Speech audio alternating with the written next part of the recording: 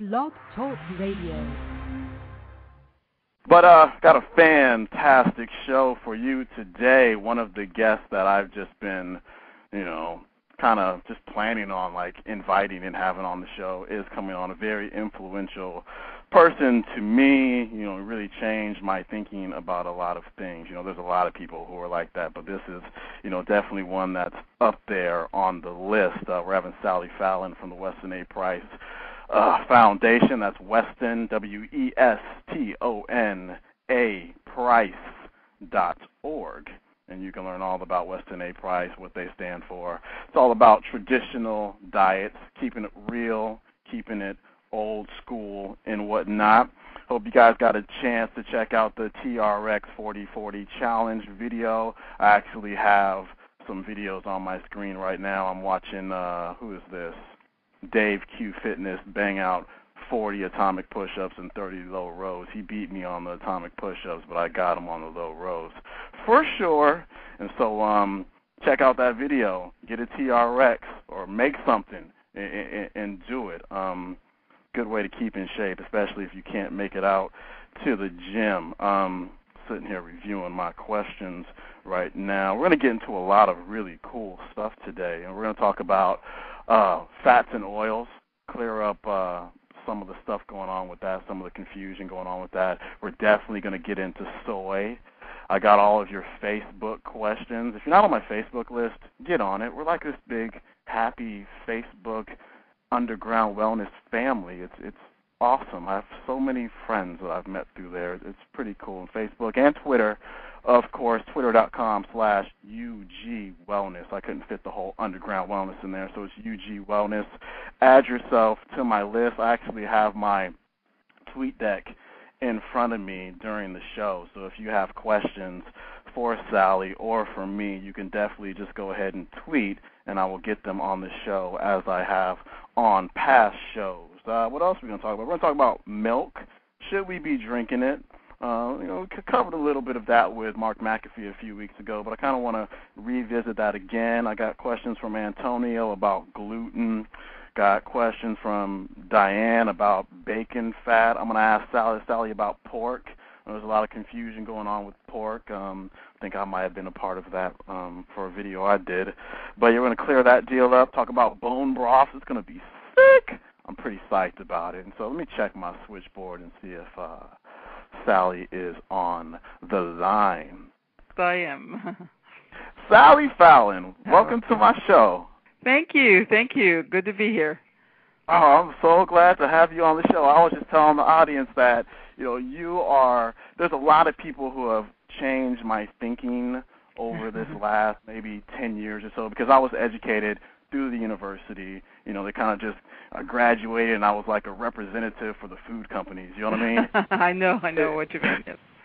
It's crazy. And so, I started learning about, Paul Chek and, Dr. Mercola, and then somehow I came upon you and the Weston A. Price Foundation, and I read The Oiling of America. Yes. Fantastic. I read The Ploy of Soy. I read just about any article that I can find with your name on it. Oh, well, thank you. Totally changed my thought process, so I totally appreciate you for being you. And I know a lot of people are tuning in right now, or they're going to be downloading the podcast and listening later, so I know this is going to be a fantastic show. How are you today? I'm sorry. I am fine. I'm fine. Okay, all right. Right on. Well, let's get into it. You are the president of the Weston A. Price Foundation. You've written books, Eat Fat, Lose Fat, as well as Nourishing Traditions. And if the audience doesn't know, a video that I did a few weeks ago on coconut oil, a lot of that information came straight from your book. And if you guys look in that info box there, that's taken. I might have violated some copyright laws or something like that, but that's taken straight out of the Sally Fallon book about the studies about coconut oil. And so we want the information to get out there. So yeah. Cool deal. I appreciate that. And so guys, definitely go out there and get Eat Fat, Lose Fat, or Nourishing Traditions, which is one of the best cookbooks you'll ever find anywhere. But Sally, my audience is, I figure, generally familiar with Weston Price. Mm-hmm. But for those who aren't, can you just tell us, who Weston Price was, what it's all about, what the Weston A. Price Foundation is all about. Well, Weston Price was a dentist, and in the 30s and 40s, he spent 10 years traveling all over the world, to remote parts of the world, to find out what kind of diet was necessary to make sure that people were healthy, starting with their teeth, what type of diet prevented tooth decay and also prevented chronic disease, because he always thought the two went together. So he found 14 groups ranging from people in remote Swiss valleys to South Sea Islanders to Eskimos and so forth that had virtually no cavities, and they also had beautiful facial structure, wide faces, and so they didn't have crooked or crowded teeth. Everyone in these cultures had naturally straight teeth, good physical development, and from all he could tell, a complete absence of degenerative disease. So then he looked at their diets, and the diets were very different. I mean, obviously, if you live in Switzerland, you're going to have a different diet from somebody living in Tahiti or in Alaska. But he did find some underlying characteristics, and the one that we focus on is the fact that these diets were really high in three vitamins, vitamins A, D, and the animal form of vitamin K, extremely high. And you get these vitamins from the foods that we have been made to be afraid of. You get them from animal fats, egg yolks, especially if these animals are outside on pasture. You get them from certain types of seafood, fish eggs, and organ meats like liver, and certain types of animal fats like lard. And so the message from Dr. Price, and the reason we set up the Weston A. Price Foundation was to further this message, is one that is absolutely opposite to the politically correct nutrition and the food pyramid that's coming out of USDA. And basically what we do is educate people. We show the science that supports our point of view. We publish a journal, and we have a lot of educational materials. And we also have a chapter organization. We have over 400 chapters that help people find these foods, because most of them you cannot get at a supermarket or even a health food store. That is unfortunate. So a lot of the foods that you mentioned just aren't foods that we really eat anymore, like right. Full-fat milk, butters, liver, things of that sort. And so it's not very surprising that. And we spend a lot of time showing how weak the lipid theory is for heart disease, and how it's just taken us down the wrong path, away from healthy foods, really.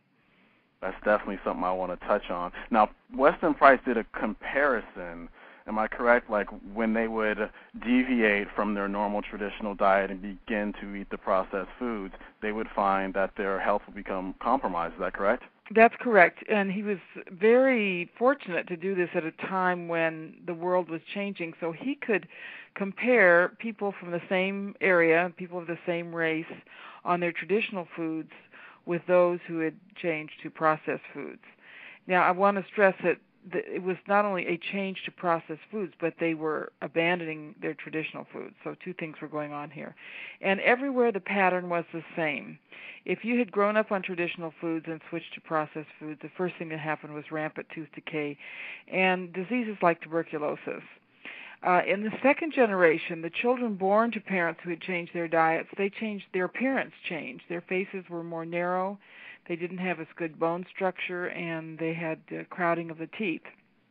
Plus, they were much more susceptible to all of our modern diseases.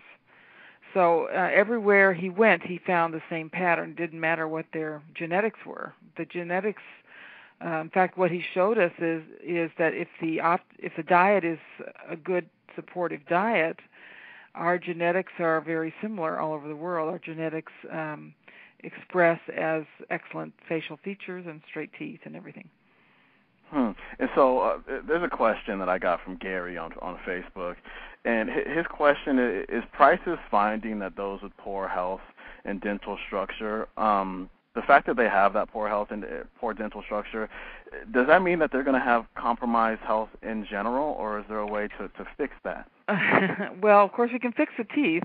We can straighten the teeth. And in most cases, you can fix the health, by going to this type of diet. I certainly didn't get a good start in life. I had crowded teeth and lots of health problems. But by